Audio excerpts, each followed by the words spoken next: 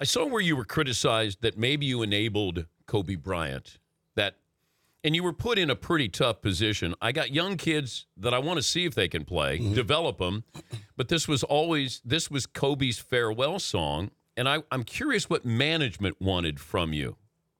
Did they want you to let Kobe be Kobe and, even though he wasn't a great player or consistent player, is that communicated to you as the head coach of, here's priorities here, Byron? Not necessarily.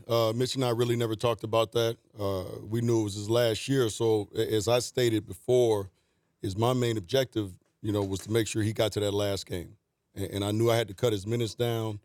I knew I had a little bit of a balancing act with him and the young guys.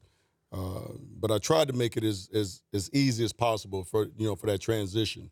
But I also knew there was going to be a number of games that he wasn't going to be able to play, so it was going to give a lot of these young guys even more of an opportunity to go out there and play. So, Mitch or Jim or anybody never really came to me and said, okay, we want you to play him less, play him more. They just basically let me do it the way I felt was the easiest for Kobe and for the younger guys.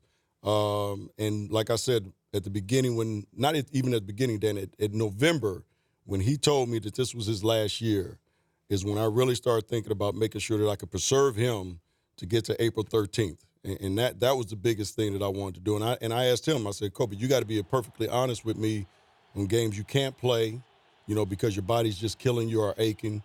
And the games that you do play, I'm going to hold you to a certain amount of minutes, every single night, because I want you to get to that last game. And I want you to be able to play the last game and walk off this court the way you should. But were you putting the best team out there, do you think, every night? Knowing that Kobe didn't want to come out, and you also had to develop these kids. Right.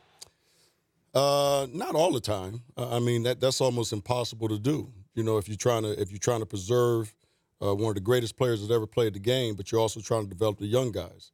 So it is a little bit of a juggling act. But I did the very best that I could do with that situation because, like I said, I wanted him to get to that last game, and I wanted him to walk up that court standing. But I also wanted to give these young guys a chance to develop in a nice way. I wanted them to keep, getting better each month and not take those steps backwards. And I think for the most part, when you talk about the young guys that we had on that team, I think for the most part, all those guys developed nicely and got better as the season went on. And Kobe was able to go out the way that he wanted to go out. The Dan Patrick Show, weekday mornings on Audience.